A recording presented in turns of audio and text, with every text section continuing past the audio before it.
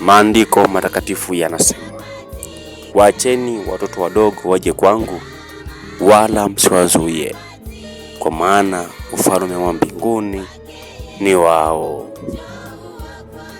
Ni kwa jina lake Baba na Mwana na Roho Mtakatifu, kwa utatu utakatifu wake, alisema waacheni watoto wadogo waje kwake.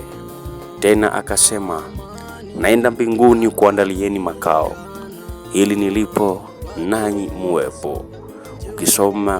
Ukisoma katika kitabu cha Yohana 15 anasema, mimi ndimi mzabibu wa kweli na Baba yangu ndiye mkulima.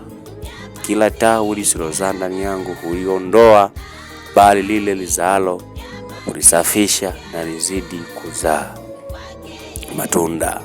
Ina maana kwamba wewe mtu mpendwa wa Mungu ambaye umeokoka, lakini ushuhudii watu, anasema kwamba ameufananisha na wewe ni kama lile tawi ambalo halizai matunda.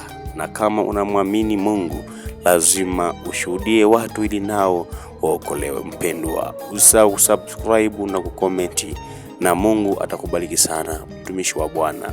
Amina.